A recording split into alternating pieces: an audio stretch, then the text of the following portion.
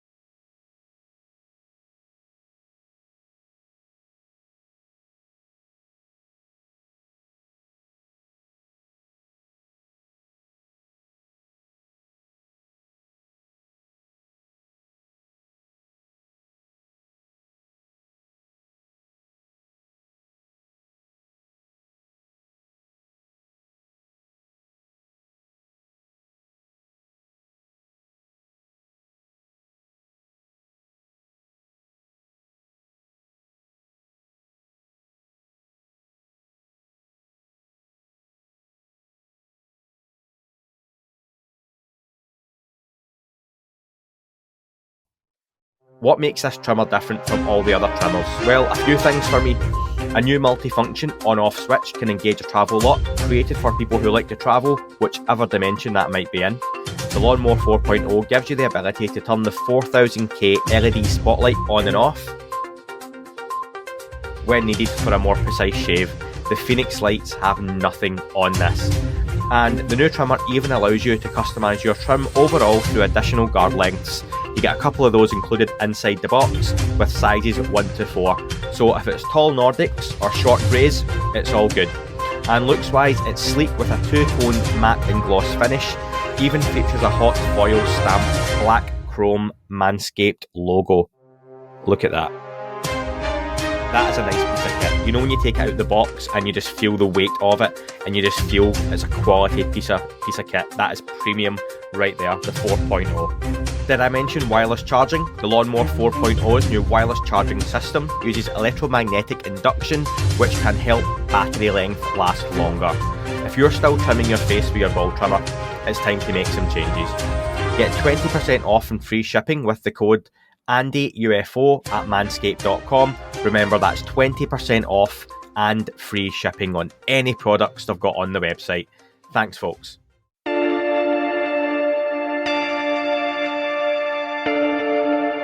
There's a whole fleet of them. Look on the ASA.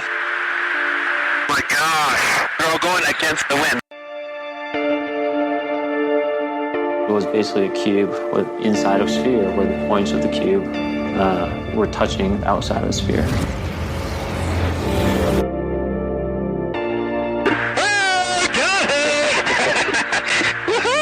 Roger. There's troubleshooting.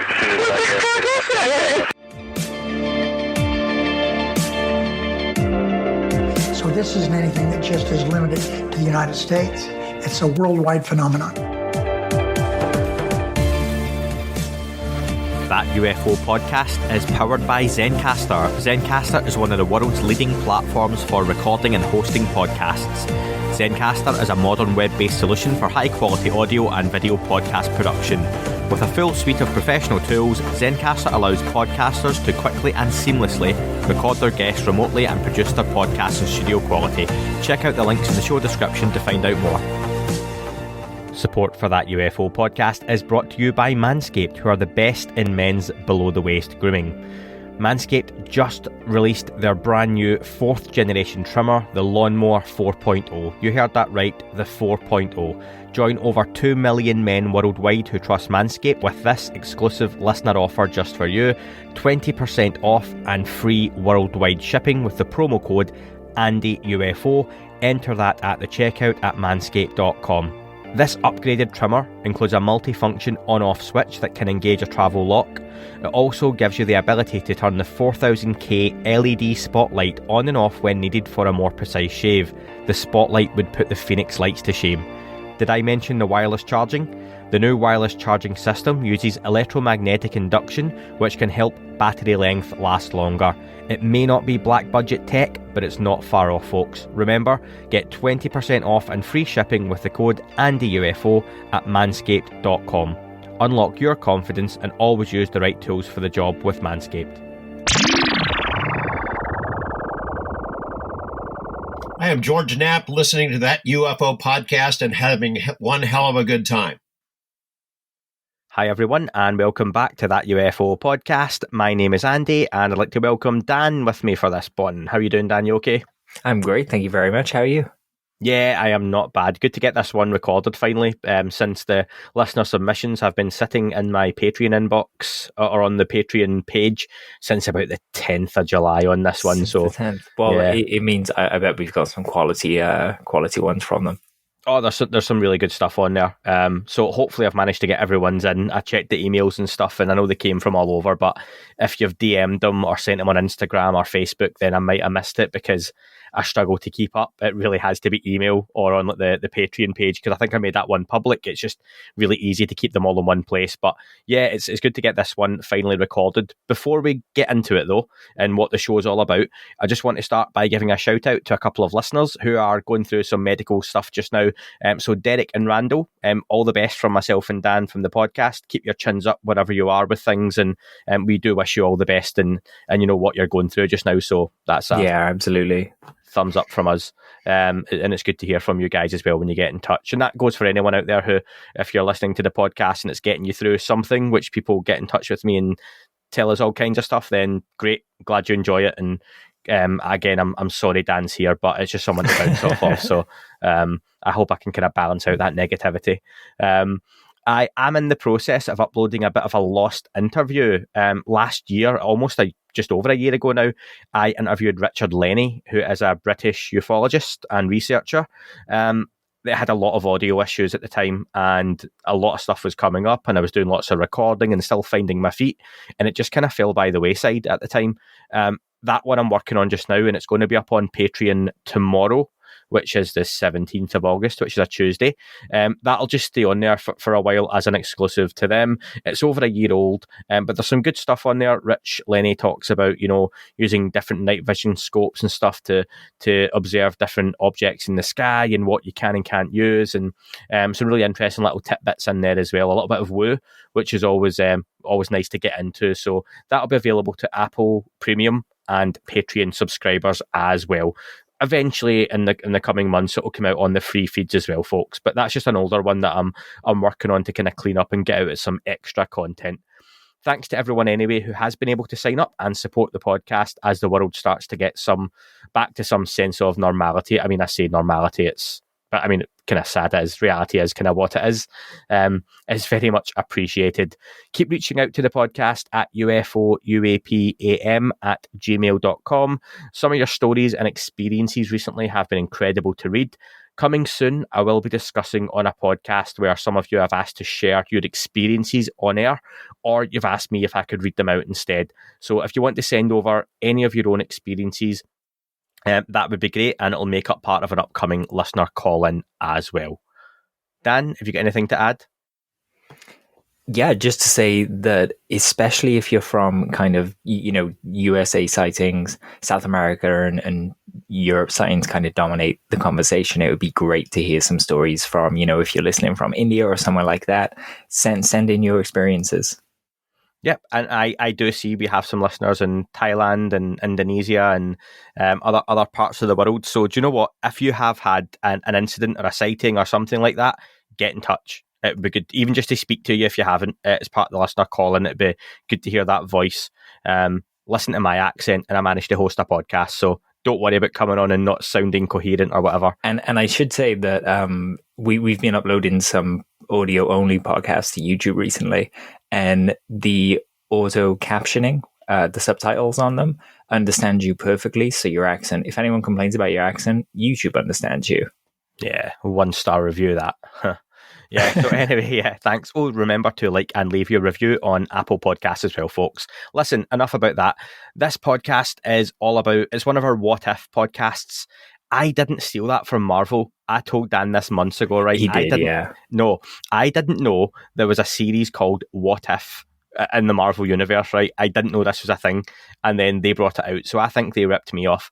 But anyway, it's the day after disclosure, so in conversation, I was talking to Dan about, what do you think it would be like if tomorrow we get the stereotypical confirmation? It could be the UFO on the White House lawn. It could be signals from space, whatever it might be. But we get complete confirmation we are no longer alone in this or any other universe. how would the conversation change straight away? You see how it works in the movies, right? But what you don't see in the movies or the TV shows, like, is people going to work the next day, or, necessarily just jumping on a bus, or, how religions react to it. And it's always action movies. So I thought we would have a little bit of a chat of, realistically, what would it be like if we found out tomorrow? How would things immediately change? Not necessarily in the long term. Immediate thoughts on that one, Dan? It's an interesting question to ask after the past, year or two that we've all had. Like you alluded to earlier, the word normality is kind of changing every day. And my idea of how the world would react to disclosure is very different to what it would have been had you asked me this question 2 years ago. Yeah, I mean, obviously Dan's getting at the fact we've just all been through a pandemic, and hopefully we're coming out the end of that. But if someone had said to you back in February 2020 or just before that, we're going to go through a global pandemic and there's going to be this number of people die, and you see statistics and all that kind of stuff, it would have scared everyone. Like, it would have been a terrifying thing to think of, and you would have had all these questions. And yet here we are, a few weeks after the pandemic started. I was going through a Starbucks drive-through, and the McDonald's opened up drive-throughs, and those, again, that's from first world problems, isn't it? That McDonald's and Starbucks are shut, but life kind of goes on because you adapt and you get on with it. And I imagine this would be an even bigger subject because this really would affect all of humanity at the same time. But yeah, that's what got me interested in the conversation. We reached out to you, the listener, and just over a month ago, you didn't let us down with a whole ton of ideas and suggestions. So what we're going to do is pick some of those, and we'll start talking about them and just kind of interlace them with what we think may happen in that dream scenario of we find out we are not alone in the universe. How would things change? So Derek got in touch with us. He mentions, if you've seen Tomorrow War, or the Tomorrow War on Amazon Prime, it's quite an interesting idea. And I had another idea about a podcast, Dan, and remind me to ask you about this later on, about my podcast idea about, that. I'll scribble it down. Yeah, scribble it down. Just a tease for listeners, right? But I've got a really good one that I came up with earlier. But in the Tomorrow War, with Chris Pratt, it's essentially they're watching the World Cup final, and in the middle of the game, people invade from the future. Humans, is it 10 years in the future? And they basically come through and tell people, we need you to come back, come to the future and help us fight an alien invasion, which we're losing. And we need numbers, and the only way to get more people is to bring them from the past. Cool idea. Awesome. So Derek had the idea that, they could just turn up randomly in the middle of a football tournament. Everyone's watching. But he reckoned a few things, that the stock market would nosedive because of oil stocks. So he goes straight to oil. Churches would be open 24/7. Pubs will be busy. People's phones will be engaged as everyone rings family. A lot of people phone in sick. And the doommongers will be in every town preaching from their soapboxes. He did also mention that UFO podcast hits an all-time high for listeners. That would be a nice byproduct of it, wouldn't it? But you can silver lining to that, just like unveiling scenario. Do you know what? It's probably not far off that, it's on the news just now, breaking news, we've got confirmation that alien life exists in the world. And I'd be straight in going, I have to go record. Okay, just leave the family at the house. And be like, Dan, can you get on and record? Fix the SEO. You'd have to. So, a couple of good ones in there. Straight away, religion's quite a big one. Dan, how do religions react to the confirmation of life in the universe? Well, most religions kind of work in the idea of other forms of life into their religions. Yeah. Especially the Eastern ones. Whether it's it's what we would call, almost interdimensional or ET. But they're fairly used to the ideas, whereas the conversation always comes up, and I don't know if it's because a lot of my friends are Catholic, but it's always a conversation around the Catholic faith and how God thinks we're special, and if more life is in the universe, then it makes us less special, and how they grapple with that. I think churches would stay open all the time, and I think they get a lot of people coming to have a kind of a conversation, not even necessarily religious people, but just looking for some calm conversation in what's sure to be a very, very chaotic time. Do you think it's a bit of an outdated idea that I think religion would collapse is the usual phrase that would be discussed. Do you think that's maybe a bit outdated now, and that it wouldn't happen, and that more and more religions would be happy to accept the idea that there's something else in whatever way, shape or form that might be? Yeah, I think so. The Vatican has an observatory, so they're obviously not completely against the idea that something else is out there. And a lot of people think of God in not this kind of anthropomorphic way of a dude with a beard, but more of a kind of a life force. And if that's the case, and just life in general is special, then it works fine, It's mentioned further down by another listener, and I'll hopefully bring it up at the time as well, but might as well discuss it now. There's also the notion that a lot of religions and others would see aliens as demonic potentially, and we hear about that potentially within the halls of the Pentagon and other governments worldwide. No doubt have people with religious bias that would potentially indicate these things are demonic or angelic in nature. And I just wonder if that's just another way that would be factored or filtered into things, that they're almost devils. Yeah, I mean, devil is almost just the word that fills the gap, right? The unknowable thing that is bad is the devil. The label. Unknowable thing that is good is the angel or God, But it would be really interesting to me for us to start grappling with those things, in a very, very real way. So, Derek also had the idea of, like in all good movies, some generals would want to use nukes. What do you think about that? Do you think that would straight away be a conversation that would be being had, or is that just Hollywood talking? I mean, failing to plan is planning to fail, right? So I think they'd have the conversation and there'd be a plan about... Let's get them ready. Yeah, I mean, they're always ready to go, right? And the president has someone that follows him around with the briefcase, and, they're a moment's notice away. So there'd probably be a plan for it, but I can't imagine it would be the first reaction. I'm fairly sure this is an Outer Limits episode. So listen, there's a thing though. We've seen this 1,000 times in movies, haven't we? Or TV shows, that the aliens invade and the generals, let's nuke them. Independence Day famously does nuke them to absolutely no... In the Outer Limits, it's a test. They kind of threaten the Earth, or they don't respond to them when they try and communicate. And then when Earth fires at them, they just kind of swap the missiles away and then say, well, you were very nice to us, so we're going to take your planet now. Well, what about what you don't see in movies is they have that back and forward heated debate where some of the guys, usually the scientists, don't want to nuke things, and the military guys always play the, yeah, let's get the nukes out. But would there be a scenario in that kind of real life scenario that someone turns around and says the nukes won't be any use because they turn them on and off when they want, so it's pointless? Because that's something we hear about in the subject, but you never see it brought up in a TV show or a movie, that there's no point, they just turn them off. They always tend to, in a TV show or movie, they would kind of go, it wouldn't work, and then they'd go, but let's try, and they'd find a way to make it work just before the pilot fired the missile. That's how that would go. But in real life, I don't think that would happen. I think we'd be more likely to see things like, there would be thought behind it. We've had reports of EMPs bringing these things down, depleted plutonium or uranium shells, wasn't it, in Italy. So I think those kind of tactics would be employed rather than just kind of going for, one haymaker, so to speak. Yeah. An interesting thought is work, okay? Everyone tends to work some kind of shift or, job if you're able to.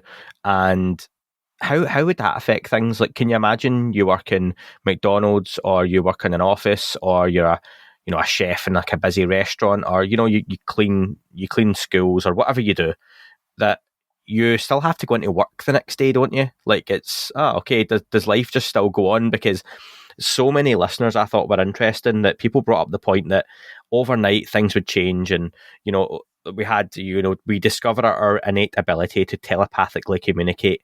I don't think that changes overnight. I mean, I know I have an innate ability to run, but I can't just be Usain Bolt with that knowledge, right? Yeah, absolutely. Like, I just see it as being I know it's really weird to live in, but again, it goes back to that. Let's use the pandemic. That if someone told you that would happen, but you would still, I still have worked through the whole pandemic just by the nature of my day job. Just to remind folks that I do work full time as well, yeah. And it's like it's just been a different way of doing it, but you've just had to get on with it during the pandemic. And would it be the same that bus drivers, train drivers, cleaners, high level execs would all still have to go to work? Maybe a day or two of disruption, but I think maybe it depends on the form that they would take. I mean, full on alien invasion, Dan. Fair enough. Yeah, I'm guessing. No, you're not. Yeah, you're not going to work. If it's an immediate kind of thing, then you'd probably see more like when the incoming missile alert, the false warning was issued in Hawaii. I can't remember the year. It was a while back now, though. Where basically, people just didn't go into work. Though I did read a couple of stories from there where someone did go into work and they had a lovely kind of moment of connection on the rooftop with a stranger that they'd never spoken to from work, as they were expecting this missile to kind of come down and destroy everything they knew and loved. It must have been a really insane moment. So I guess realistically, some people would go to work. And I guess it's a way to do something normal while the world is kind of crumbling around you. And we know that people experience cognitive dissonance. So I think we'd still see some people, cold calling and offering you Sky TV. Yeah, well, listen, I just have to reach out and ask any Starbucks baristas that in the event of any cataclysmic event, please continue to attend work, because I'm a big fan of Starbucks. So yeah, that's or something at least for me. Put the training manual in a really obvious place so Andy can help himself in the event that you leave the door unlocked. I wouldn't need a training manual to operate a Starbucks. I'd be more than happy with that. Scott, he talks about communication. So his first thought is around how, as a species, we will choose to communicate with the aliens. We might want to make sure first contact is not made through the military, as what message would that send? So what are your thoughts on that, Dan? It's funny, do you know what? And this gets a little bit on potentially the idea I had for the other podcast, but watching, essentially my idea for the other podcast, Dan, that we're going to do sometime soon, is going to be, I love watching the first 5 to 10 minutes of alien movies. And I think we've talked about this before as to how they arrive and like how they potentially communicate. Independence Day is like the big build, the satellite images. Object comes in through the atmosphere, which takes ages, but I love the effects for the time are phenomenal and they still hold up now. And it comes in through the atmosphere and you see it burning through the different layers, and then they just sit there. You still don't see any beings, and there's maybe half an hour of the movie gone by before we get they blow everything up, and then the little ships come out, and that's where you get the big dog fights. And it's quite a while before you see any beings. Like Will Smith, I think, is the first time when he Welcome to Earth, the famous scene, punches the alien.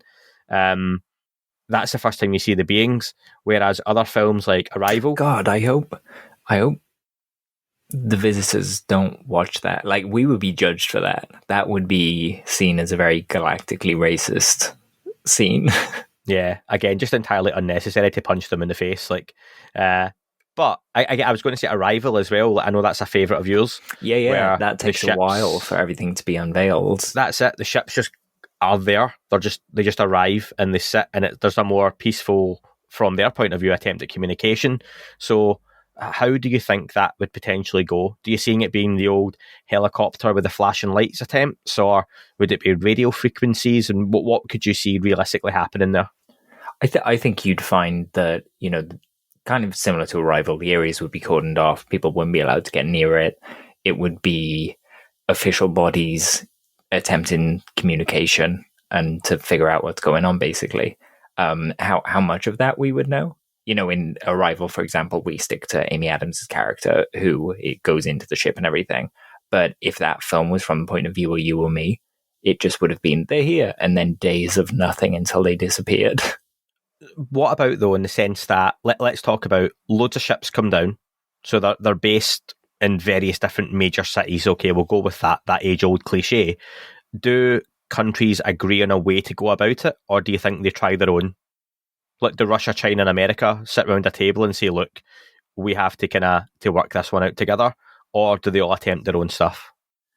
Well, I think a good kind of comparison here would be climate change, right? You know, we have the Paris Accords, we have a lot of different countries agreeing to these kind of targets that will save the planet. But really, what is going to take an international effort?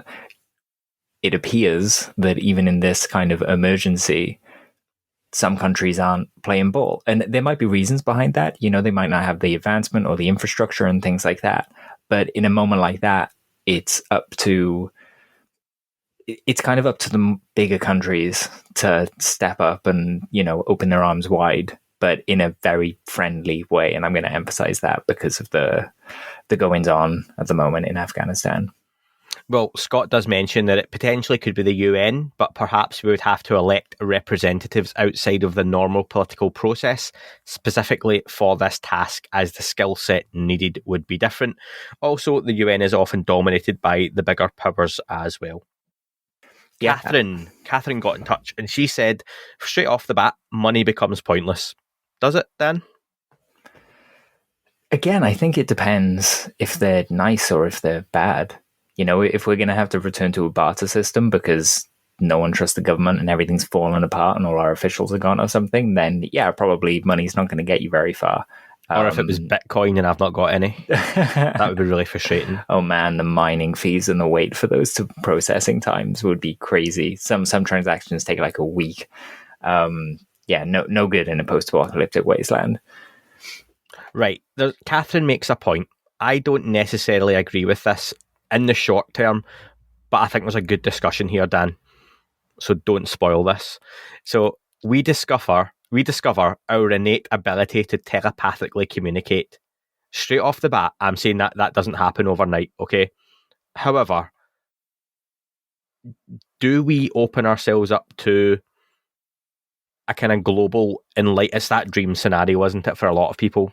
I don't know that it's necessarily mine, to be honest, but we discover an ability to communicate and have a bigger place in the galaxy, in the universe. And do you think that necessarily happens?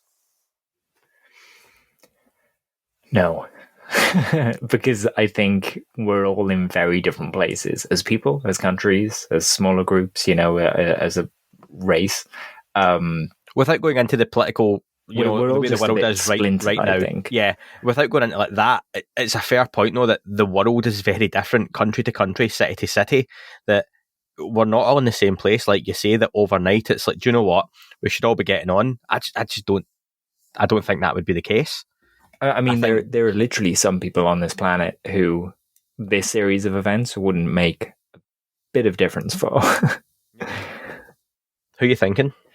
I forget their name. The Uncontacted Tribe. I was going to say, do you mean like the people in like the Amazon and those kind of tribes that are there's an island that society. A few Christian emissaries went to try and convert them, and it went very badly for the people that visited. And it's just, you know, they got killed by spears, basically. Oh yeah, that was the bow and arrow, was it not? Yeah, probably. Yeah. got shot by trying to approach them and talk about God. That's how that one went for them. So, I mean, sad as it was. Catherine also says that she gets to say, "I told you so" to my friends. That's a guilty pleasure. I'm sorry, but I would be that guy as well, going, "Yep, I've got my T-shirt and patches ready. I told you so." Yep. They'll be on Dan's page straight away. But money's worthless, so it'll be free at that point. Yeah, the economy crumbles around us, but Dan's still asking you to wait 3 to 5 days for shipping if you're based in the UK. She does say, Catherine says, Stephen Greer discovers that while all fairies might be UFOs, not all UFOs are fairies. So I dig at Stephen Greer in there as well. Again, though, in those scenarios, right, you take out the alien invasion type scenario and that there's more of a peaceful type of process. I'm fascinated, and that's one of the reasons I just want things to move forward, not necessarily to a full disclosure as much as I would love that, but just to get a little bit more info out to knock off, and this isn't directly aimed at Stephen Greer, but just charlatans and frauds in general. Because I doubt any alien species would come down and say, "Oh, do you know what? We've read David Wilcock's book and it's not very good," or Corey Good's talking nonsense, or CE5 doesn't work. It's a good kind of line of questioning, because do those things go away with disclosure, or do those guys go, they're still lying to you, and it becomes something like Q, and it stays around in that very kind of dark recess of the internet form? That's where I was going to go, though. You look at what we've got now with the Tic Tacs and TTSA and Louis Elizondo, Chris Mellon, and that's not 100% proof of anything, but it's splintered the whole community and the people involved, and it's very telling that a lot of those groups have kind of stayed in their own kind of factions and cliques and all that kind of stuff, that you're not going to get Louis Elizondo and Corey Good and Stephen Greer and David Wilcox round a table all chatting this through, because they're in very, very, very different places. I'd put my money on Lou if that was a celebrity death match. Yeah, it would dogfight. Yeah, I'd be all over that. And you'll appreciate this one, talking of dogfights, Dan. Dogs and cats living together, mass hysteria. Yeah, that's fair. I don't think... I mean, we think of the War of the Worlds radio broadcast, right? And like I've said before, I don't think it was quite as widespread as it's kind of reported. But certainly some people had to have experienced hysteria from just a radio play. And, we wouldn't bat an eyelid at that these days. But we kind of have a different form of things, right? So ours would be, Twitter, TikTok, all that kind of stuff. We'd be seeing disclosure through 40-second bites. Here's one, right? Okay, so we're talking about, we find out we're not alone.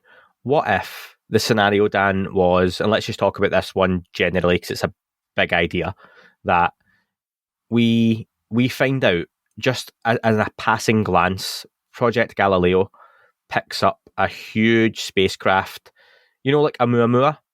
Imagine we managed to pick up a full 8K image of what was a football-sized or bigger craft passing through the edge of our solar system. It doesn't interact with us, but we pick it up. It's broadcast on live TV. We're not alone.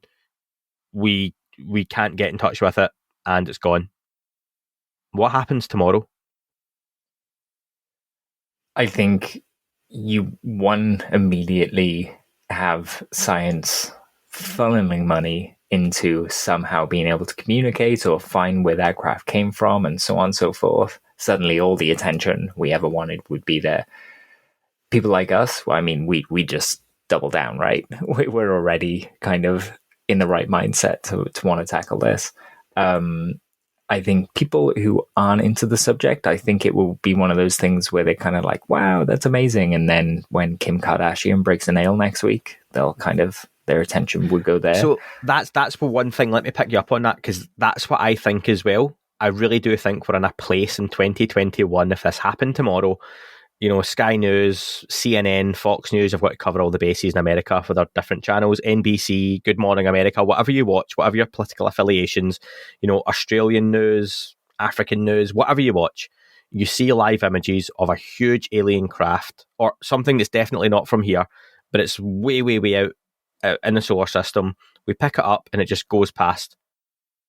I think pretty quickly people go back to, I'm watching Love Island, or, what's on Netflix, or I think there'll be a massive part of society that go, cool, and just move on. And I don't know if it's that. I don't know if it's something that social media has contributed to massively, that it's bite-sized chunks and it's got to be fast information. Like, okay, it's got to be followed up now. Binge watching, that people no longer can wait a week for a TV show. There's no build-up or payoff that, I've watched this series for 3 months or 6 months and I'm about to watch the finale. Now it's, I've watched the full series in a day, it was really good. And then you forget about it for a year. Yeah, absolutely. And it's kind of a testament to what TTSA and Lou and Sean and everyone like that has done to kind of get it to a place where people would see something like that and shrug. I'd say that's kind of what it looks like when the stigma goes away. It's also part of the battle still just now, isn't it? That we still have those arguments and you see it online, and I think everyone experienced it with the task force report build-up as we saw more and more people commenting on threads and posts, which was great, but who weren't necessarily interested in the subject. They were very sceptical, and people who were very much dismissive of it as well. and they came and got involved and quickly disappeared because the task force report came out. It didn't say here are the aliens, and it went away. We know there's more to come. There's follow-ups, and we're waiting on that next news drop that no doubt will be sooner than later. I would hasten to add, but there's a lot of people who need that instant news story, bang, bang, bang. Like Jeremy Corbell was doing at one point, where it was quite regular. As big or small as it might be, some people really need that talking point. And when it's not there, they don't want to dig into the history, or they won't want to necessarily listen to a show like this and think about the speculation and think about the ideas. And I appreciate doing the listener call-in shows where you hear people who found the podcast like 3 weeks ago. One of the listeners, sorry, I can't remember their name, but it was only 3 weeks ago that they found the podcast on Spotify based on listening to David Fravor, I think it was, on Joe Rogan, and went looking for UFO podcasts. So people now hopefully listen to this and go, oh, I've not thought of that idea before, or that's interesting, or they listen and go, Dan and Andy are talking total nonsense, but it's made me think, what if this?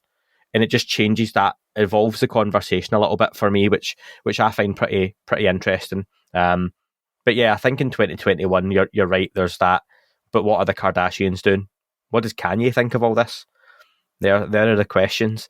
Bekir got in touch, and he was curious that he would want to know how long that potentially they have been visiting here, if they've been observing us, and what their opinion of the human race is as a whole. Probably best avoiding that opinion question right at the minute.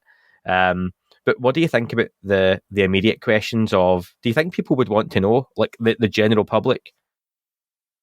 I think they would. You know, as much as the attention spans are short these days, people were fascinated before, when in the lead up to the UAPTF report. People really love the subject. They're intrigued by it. They want to know about it. It's just how much attention they're willing to give it, unless, an alien being is on their lawn. Would you rather that you had option A is we meet an alien ET intelligence, non-human, and they've been observing us and they know all about us, or would you rather we got total stranger tourists fresh off the bus? They arrive here and they are like, do you know what? We have literally just discovered you and found you. I think the second one, just because we'd be on an even keel then. But and there are less likely to blow us up. to the first. Well, I'm of the opinion that if they were going to do that, that would have happened, a long while ago. Mm-hmm. But yeah, there are benefits to the first because we don't know the history of this planet. There are a lot of things we do not know that they could help us with, I guess. Yeah, absolutely. Bakir also adds he's worried about people choosing sides. Even if the aliens themselves said they aren't here to harm us, people would still choose to believe them or not believe them. That's spot on, yet. I think an issue that could be solved immediately is finding out if these objects are a danger to commercial airlines. Should we be concerned about crashing into a UFO on our trip to Cancun for spring break? Or do these craft have some super advanced collision avoidance systems on board? That's kind of where we are right now, right? Yeah. We've got the FAA coming out saying that, they are kind of amassing sightings report and they have a database. And the threat question is really about in our everyday lives, i.e., when Dave Fravor and all the people that succeeded him go up and do their thing. Are these things being there just in that alone a threat? And yeah, it's possible, unless we know they have an anti-collision thing, it's something that we really do have to figure out. I can't remember who I was talking to. Was it in the group with UAP Media or on the Discord chat? And I mentioned, it might have been the Discord chat, talking about how, when you're trying to, and you shouldn't swat flies, but, with your hand and a fly's flying towards you and you just can't seem to hit it. And so basically yesterday, DJ from Life MMA and NBA was on a live stream with Nathan, who is a Waif Soul, one of our listeners and very good listener too. Always good to hear from him. And Chris Leto, who has his YouTube channel. It's a really good chat. And I mentioned, Dan, something you'd picked up on previously that you've mentioned, but not many people do, is the the way the Tic Tac apparently was tumbling when it was above the ocean. Yeah. It wasn't necessarily sitting straight and moving left to right.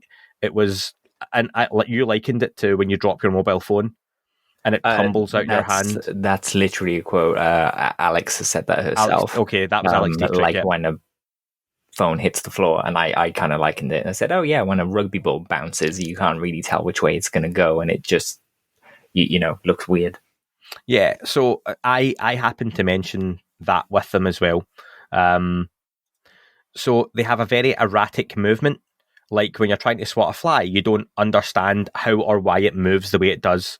And anytime you think you're going to get it, or, you know, again, sorry, people who are fans of flies, but, you know, knock a fly with a towel or get it out of the way, you know, it's going to land on the kid's food or something. And it moves at the last minute. And that's the way these objects seem to react, that it's not an issue until the very last second, and then bang, a right angle turn, or it moves out the way, or it accelerates off. And I just wonder, is there some kind of awareness, whether they're biological or non-biological, that it's just not an issue? We literally can't interact with them physically, and that's where maybe the EMP stuff may play a part with some of them being able to kind of knock them out as such. But so I wonder on that, when it comes to like anti-collision type systems, I don't think that would be any sort of issue with it. I mean, we've got Teslas kind of doing the same thing now. Kind of. I mean, to a much lesser standard. The Tesla Tic Tac. They seem to work pretty well in California, and not much other places. But yeah, you're right. You know, we're talking sufficiently advanced technology. I think this is why people talk about these craft being gifted to us so much, because we think, well, they're so advanced, how the hell are they crashing? And the kind of the interdimensional, I think we spoke the other day about them kind of maybe being a window into here. You know, windows don't crash into each other. They just, it's not a thing we've ever worried about. But that's an assumed infallibility with these objects, that we go, they're so much more advanced and better, they must be perfect.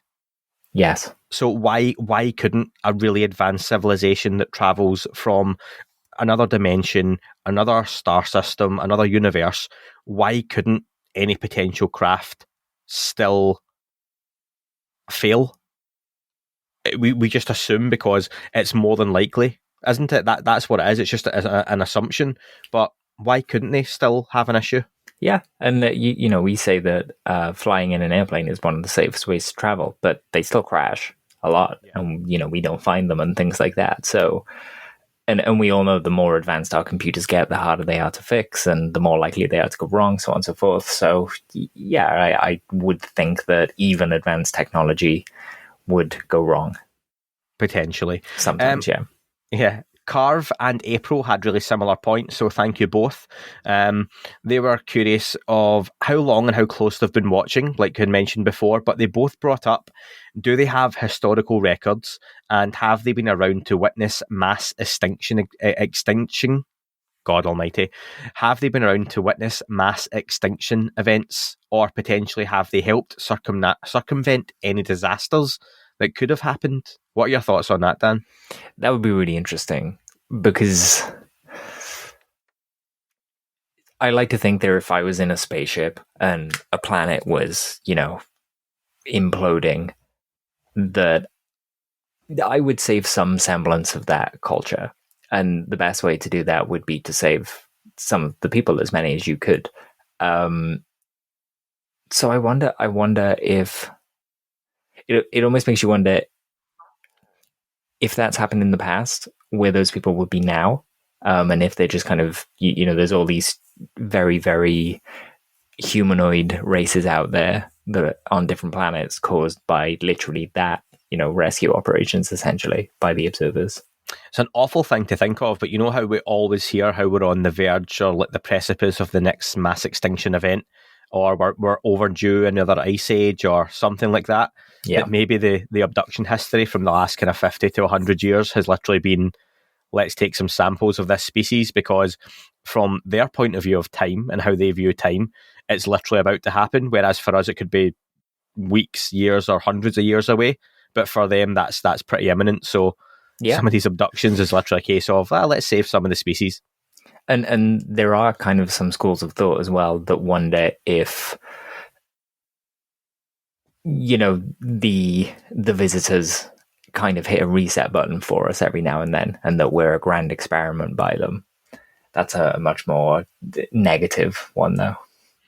That's like my example I used ages ago of The Sims, where you've got a couple of different entities and races playing The Sims, and they're watching us, and some are really invested at the start, and then as time goes on, they kind of don't want to play the game anymore, and eventually someone puts it back on and goes, yeah, this isn't really going the way I wanted it to, so let's start the game over again. I would hope not, but, you know, you never know. So yeah, that's some interesting ideas from April and Carve. Next one. Yeah, sure. Next one is from Mikey, and he mentions really interestingly, he made some great points, and a lot of them have been brought up already, which is great. But he mentions fake news starts spreading on the internet, which covers every narrative. The internet and its role in what would happen going forward, Dan. How do you see that landing?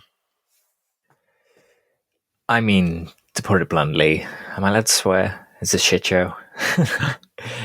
No. They would be... People probably remember Heaven's Gate.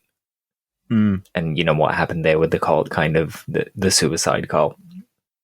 And I think we would get a lot of that from the narratives that would kind of go on out there. I could imagine people like Corey Good, David Wilcox, you know, so on and so forth, really doubling down and kind of going the conspiracy route.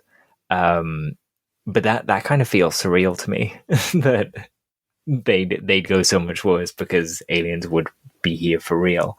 But yeah, the misinformation would spread very, very quickly. I think there's a possibility some countries would use their kind of bot farms and things like that to imply they maybe had more information than they did, or a better relationship with the visitors than they did.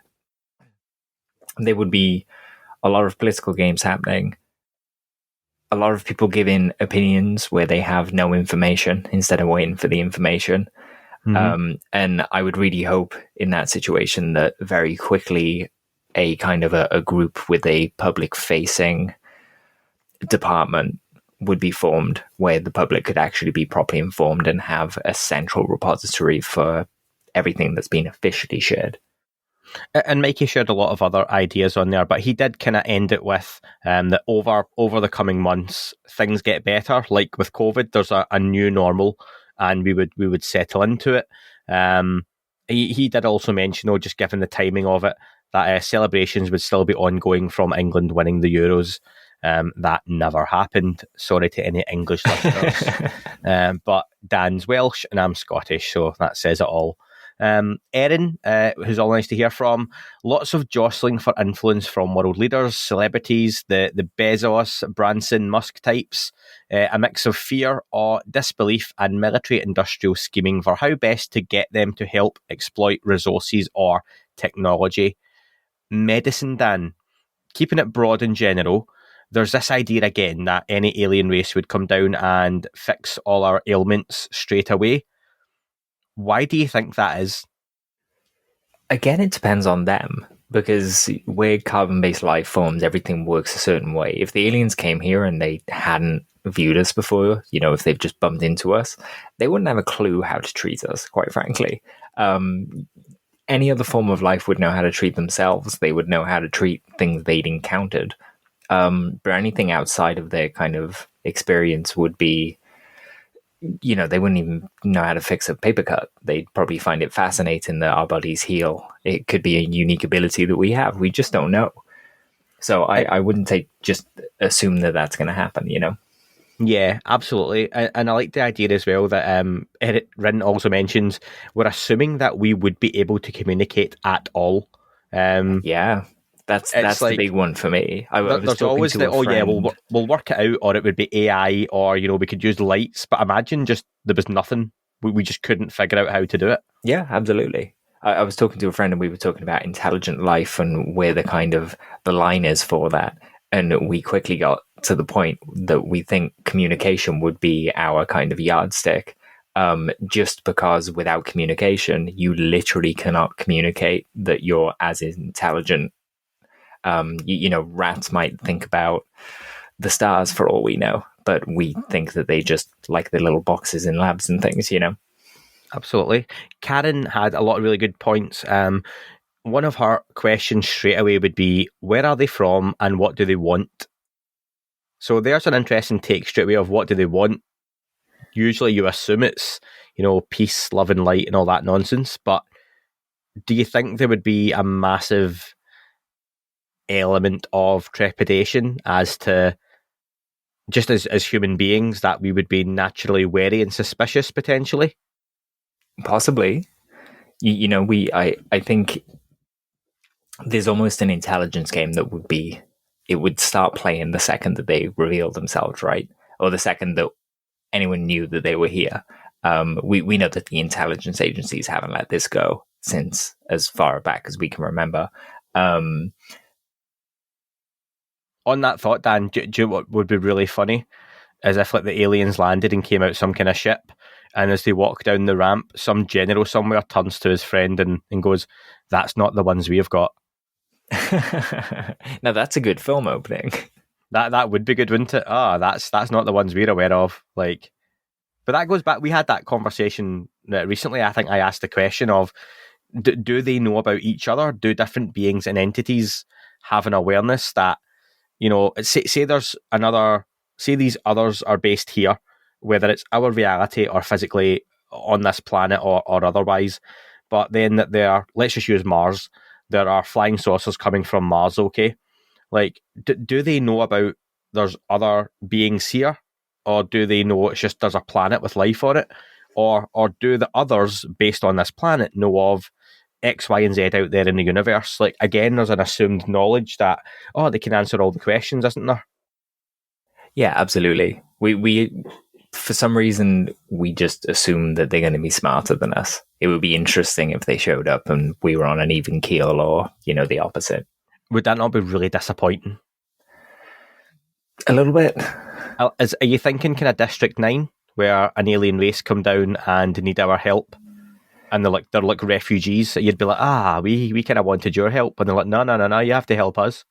Yeah, and I mean, Arrival did that too, right? The point of the aliens visiting was to ask for humanity's help, and then they gave them a machine and basically said in, I think it was 10 years or maybe 50, 100, we'll be back and we need you to have built this for us. In a way, it'd be disappointing, but in another way, it fosters friendship, right? To work together. So I think it might be nice for us to feel useful instead of useless. Dave Smethurst brings up an interesting point. Again, a lot of the topics have been covered sort of already, but he ponders the idea that rogue nations such as North Korea and Iran would potentially use alien appearance as leverage by threatening to attack aliens. So we're talking about the big superpowers. How do you think those other maybe separatist or smaller nations like that might react? People tend to react badly when they're left out. I know that. Did I give too much away there? Yeah.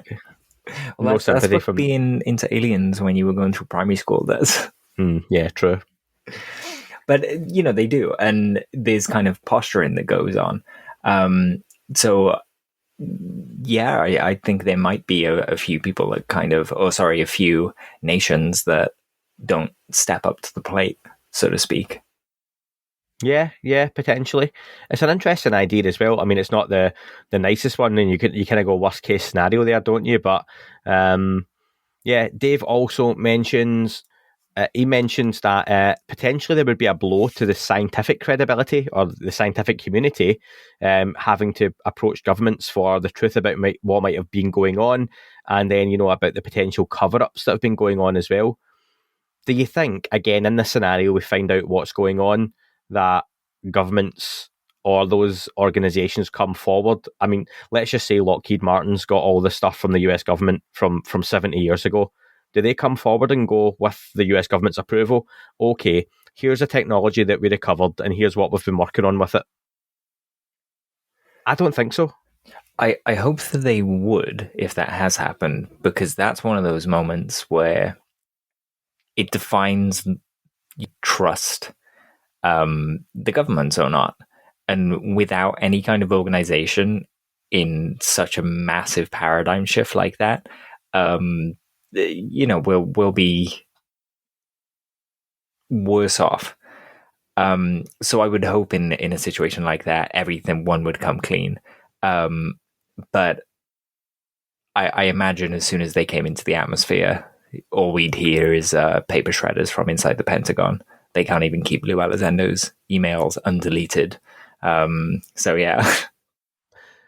Danielle Gonzalez had some really interesting points. Goes with the threat narrative, which I know isn't a very popular one with a lot of people, but I'll read out what she's got here, Dan, and you can give us your thoughts on it. It's hard not to jump to the big picture and the long view, so here are my thoughts. They are a threat, in my opinion, and we can't stop them conventionally with our current defence capabilities because they can disarm our weapons.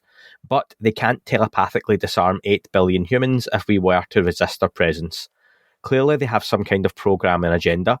Clearly, they see we are in big trouble with the climate, but they are not sharing the tech that could mitigate our problem.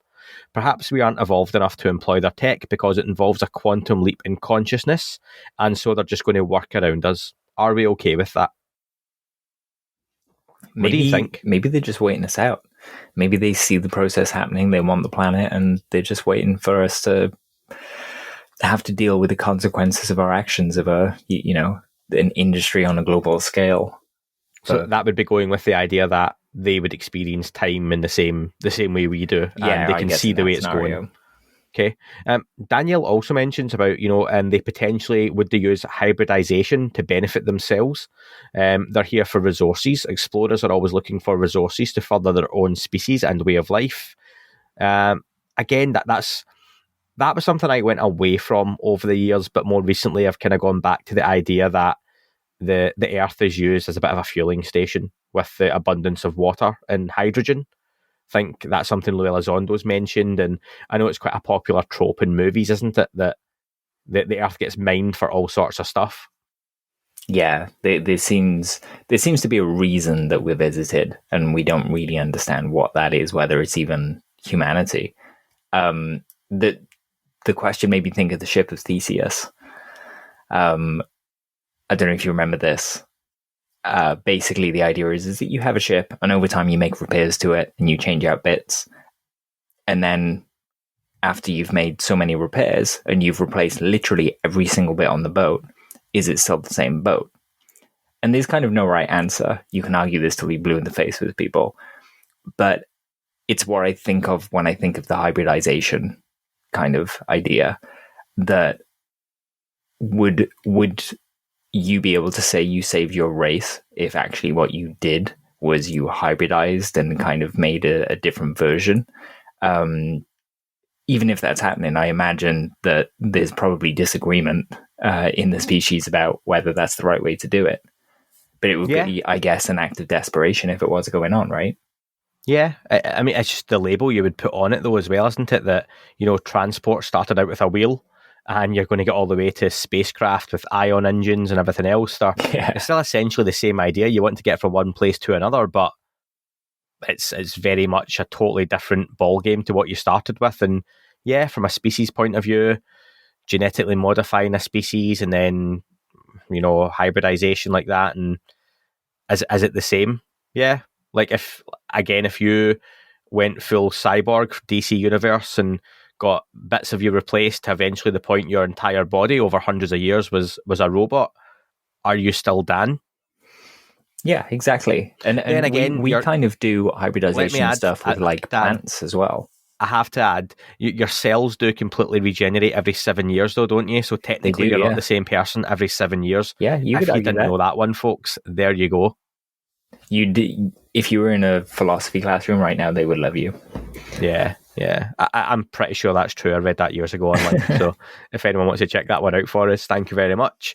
Ewood said, I think once the cat is out of the bag and we have a form of disclosure, there would be countries doing everything they can to see if they can lure a UAP and bring it down. shoot at it or use EMP weapons that he's heard discussed before.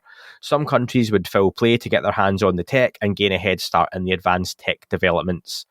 Do you know what? You can't even argue against the idea that countries would use that as a who can get the weapons first to have the power. It'd be disappointing, but yeah, I think so too. The one thing we can guarantee after one of these things reveals itself is that people will fight over who owns that thing. And finally, Simon had again some great points down there. He wants to ask, though, Dan, what do you think on the idea that people would rely or turn to their governments to make sure they were kept safe and investigated things further? Do you think people would still have that trust or seek that kind of comfort from their government, or do things change? I think a lot of people don't consider the government a valid entity in their lives. We've seen over the past few years kind of that happen. So those people were never going to convince to kind of listen to the government. But the rest of us, I think it depends on what the government does. We know through all of the paperwork we have, through FOIAs by, John Greenwald or work by others, we know there's been a cover-up. That's the most easily provable thing. A cover-up of exactly what is what we don't know. So if the government didn't come out and kind of just say, hey, this is everything we know and everything we gathered, then I think there would be major, major issues with trust between the people and the governments. Cool. That was a good discussion. I enjoyed that. Dan, I want to put you on the spot with last thing. What do you think would be the one area of society that would see the biggest impact immediately from kind of knowing and finding out? That's a tough question. My gut reaction to that question is science. I think every area of life would be affected, but science would go from, the science of today would feel like we were dragging our feet. Do you think as a species we would benefit more from, the idea I floated earlier that we detect a craft on the outskirts of the solar system flying on by? Do you think we would benefit more from discovering that and then having time to build on that rather than a species kind of paying us a visit or us discovering another species straight off the bat? I'm going to rephrase the question you asked because it sounded like you were asking me if a slow drip-feed rollout of disclosure would be better than a big reveal. And yeah, I think it would be. There's just simply a lot of people in the world who don't have the time or the interest or the attention span or, a million other reasons. They just might not be connected with the screen. They might not even know that a UAP report happened. It takes a while to kind of get everyone on the same page. And this is going to take a while to kind of reveal. Dan, thanks for joining us again. That was fun. It was a good discussion, and we'll be back soon with another What If. We'll announce that very, very soon online, and there'll be another news pod coming out this week as well. Any closing thoughts, Dan? Just to thank everyone for their awesome suggestions. And also the ones that weren't awesome. Thank you. Thanks for getting in touch anyway. And I am really sorry if I've missed you off, but I've tried to get as many in as I can as well. So till next time, folks. That is all for this week's show. Thank you very much for listening. Please remember to leave the podcast a review on your chosen platform. You can like, retweet and subscribe. That would all be very much appreciated. The shows are being uploaded onto YouTube as we speak more and more. You can sign up at patreon.com/That UFO podcast to access the shows ad-free as well. Please get in touch on Twitter, Facebook, Instagram, That UFO podcast. Of course, on Twitter, it's at UFOUAPAM. And again, folks, as always, keep looking up. You never know what you might see.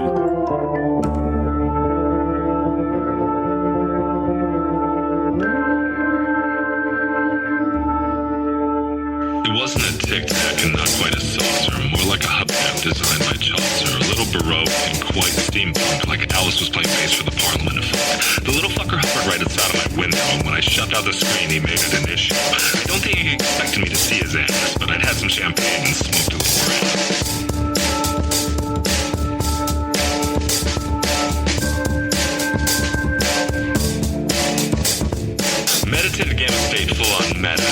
can't imagine how it could have been any better. I got to the top of the stairs and there he was. Like, you awake? I was about to abduct you, cuz.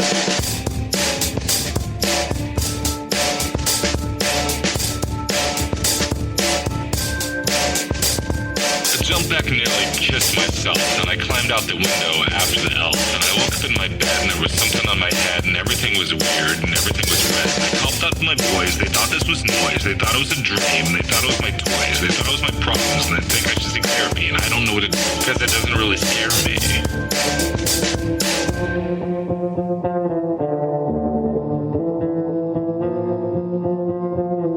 If you really want to know who I think may be, then against you and me and us and we and him and her and that and she and that thing over there and what's that, Jake?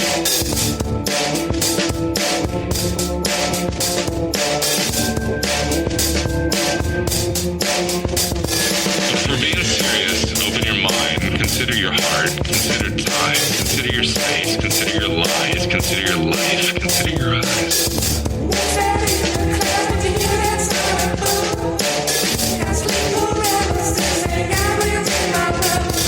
It wasn't a tic tac and not quite a saucer. What's that in the class with you that sonic boom? Got sleep around 6 a.m. in my room. It wasn't a tic tac and not quite a saucer.